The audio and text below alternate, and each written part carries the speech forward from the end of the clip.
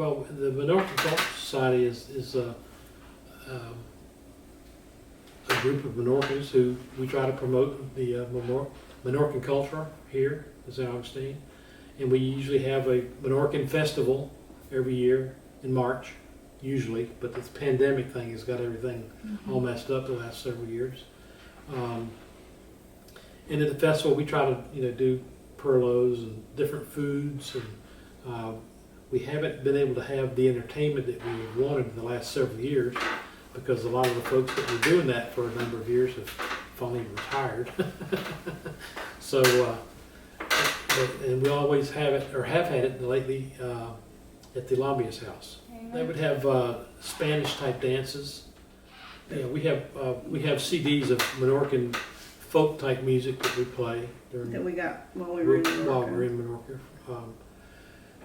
So it's mainly just a get together of all the local Minorcans to swap stories and have Perlo and tell families' histories, and And they have speakers. Yeah, we have speakers from time to time, different ones. She's done it several times and done presentations and so forth. People do, not just me, but other people, do different aspects of the history and. Now, usually, most every year, it's pretty much the same. With the food and demonstrations and the selling of the Dattle Pepper products and that kind of stuff. People are putting their family histories out.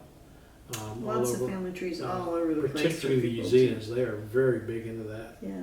How do you display those? They put them up on easels all around. You can walk around. It is so cool. That's how we found out we were like seventh cousins or something like that with a Masters in my family that was a sister to a male Masters in his family.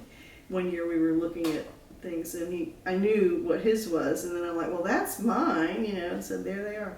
So yeah, we're cousins like how many generations? 7 times, 7 or 8 something times. like that. Yeah, but it's really more like a big family reunion, because we are all related to each other, and everybody. I mean, they all married each other, and it's the Greeks and the Italians, and the whole group has been collectively known as Minorcan, but Well, there are a couple of Frenchmen. there are a couple of Frenchmen, yeah. It has the sense of going to this incredibly big family reunion. Is my experience of it. I don't know about you. Yeah, pretty much. And like I said, they do have different speakers, to do different presentations. Ann's done one. The downstairs is what we use for the different presentations that can be either just as a lecture hall type of thing, or we set up with a projector and a screen and help with her presentation of what she does for different pictures. And in the meantime, between presentations, I usually have the projector going just to flip pictures of Minorca through, just to let people see what it looks like over there. That's the Our first trip there, when you open up there, at that time there were phone books. It looked like a 1950s St. Augustine phone book with all the Minorcan names: Andreu, Pellissier, Segui, Solana, on and on. It was just Rahero. It was such an incredible experience. It was like a time capsule of St. Augustine, only it was now. All those names were still going on. Even though some were like the original, Eusina was Alcina, Rahero was Rocher, Pons was Pons. Pons, yeah. But it was, what an experience that was to go, wow, the connections are still going on.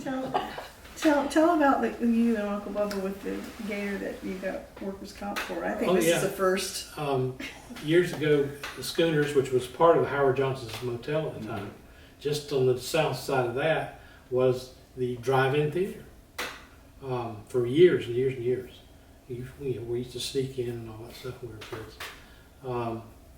But after that had closed, and they were in the process of building the condominium complex that's in there now, one of the ponds that they dug happened to end up with a gator in it.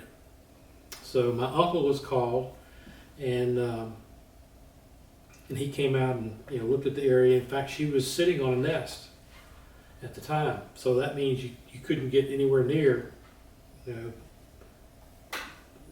near the nest. So he had to trap it, and you trap gators by throwing a hunk of meat on a big hook and throw it out in the water, and they eat it, swallow the hook, and they die basically. So we came back, or he came back later, and then the gator was big enough to where he couldn't actually handle it by himself. So I happened to be working in the police department at the time and went out there to help him. So I helped him carry the gator from the pond through the woods up to where the VA home, or the assisted living home is now, which back then I think it was the Howard Johnson still. Through the woods to the back of his truck, and in the process I pulled my back out. So when I went to turn in the information about, well, how'd you get injured on the job? I was helping carry a gator, which I did.